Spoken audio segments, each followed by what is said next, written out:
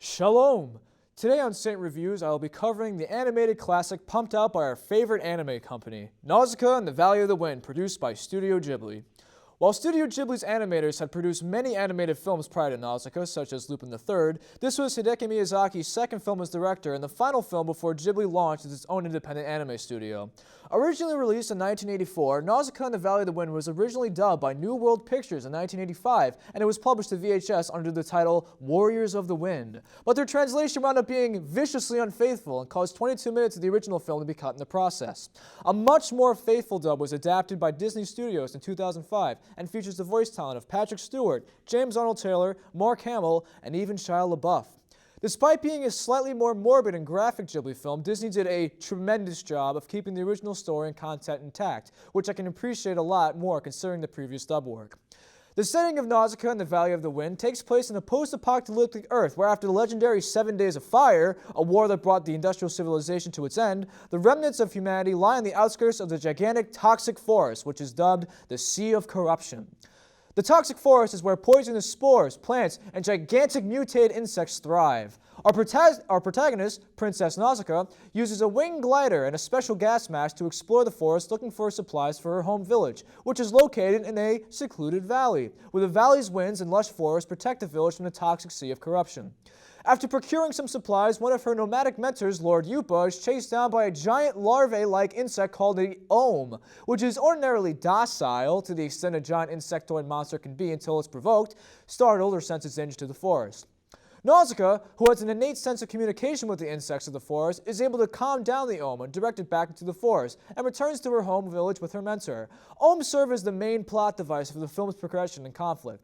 The central conflict comes when a warship from the land of Talmechia crashes in the valley and leaves behind a giant embryo of one of the giant warriors, a bioweapon used during the 7 Days of Fire. The valley is then swarmed with the entire battalion of Talmechia led by Princess Kushana, who proceeds to conquer the whole village and then propose a union of the nations in order to combine resources and use the giant to exterminate the toxic forest, which is gradually spreading across the land, mostly due to Ohm activity. Nausicaa is taken as a diplomat to negotiate terms with the foreign nation, but the flimsy Talmechian air fleet is taken out mid-flight by Asbel, the Prince of Pedjite, the nation who has been warring with Talmechian forces for countless years, both nations hell-bent in the other's destruction. The prince, Nausicaa, and Kushana crash into the forest, triggering a series of events that lead Nausicaa to discover the true nature of the forest and thrust her on a quest to save her village and, by proxy, the rest of mankind. 95% of the film is shown through Nausicaa's perspective. Nausicaa is a pacifist, committed to peace and understanding one another, but follows the capable princess trope, as she is capable of combat and strategy no matter the situation. She sees the value of both human and insect life and remains generally steadfast in her belief that life is sacred and the insects of the Sea of Corruption and the remaining human settlements can live in peace. Nausicaa and the Valley of the Wind exemplify many of Miyazaki's favorite themes and motives, most prominently environmentalism, through the emphasis of humanity's impact on nature, and the idea that nature's life forms, even if grotesque and dangerous, are precious. They're the themes of war and politics, as you see the animosity and the resource and proxy wars between the Talmechian and Pedjite forces, who fight themselves to near extinction using any tactics necessary, rather than opting for compromise and properly dealing with living on the outskirts of the toxic forest. There is, of course, Miyazaki's fond theme of flight, as the planes in the film are tremendously detailed and use as plot elements very liberally throughout the film. Most of the insects in the forest travel in airborne swarms, and Nausicaa's preferred method of transportation is her futuristic flight glider.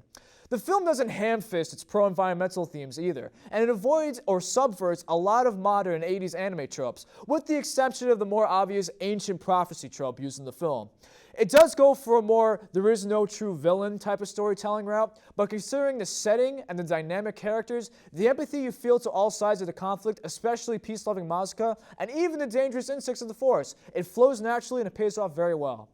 The film is a 2-hour epic, and as such, it does an impressive mix of action-packed scenes and impeccable world-building in the time it has, even with the limited perspective and side plots. The detail and impact that go into the effects and backgrounds are astronomically impressive, especially considering that the digital software was not used for this film's production. The musical score is not as pronounced and fantastical as other Ghibli films, but it fits the scenes very well, and the scenes definitely have some of the 80s nostalgia-inducing action music weaved throughout. Miyazaki's and Studio Ghibli's art style, they speak for themselves. For a movie over 30 years old, the art style is unique and has aged gracefully like a fine wine. A fun tidbit of trivia, Neon Genesis' Evangelion's creator, Hideki Ono, actually received his big break into the anime industry due to his influence on a certain dramatically animated scene in the film. I'm not going to spoil it, of course, but it does take place during the film's climax, and the influence of the man who would go on to make Evangelion is definitely apparent. Nausicaa and the Valley of the Wind, like most anime, is an adaptation of its own manga series created by Miyazaki himself, which spans 7 volumes. The film, however, slightly covers only the first 2, but the creative liberties and the faithful translation of the manga to the big screen very successfully complete a well-rounded story rich with life, strife, and character. That's it for this week's review. Thank you very much for joining me, and let's hope Miyazaki's next film, which I look very much forward to reviewing, really will be his final film this time, for his sake. Shalom.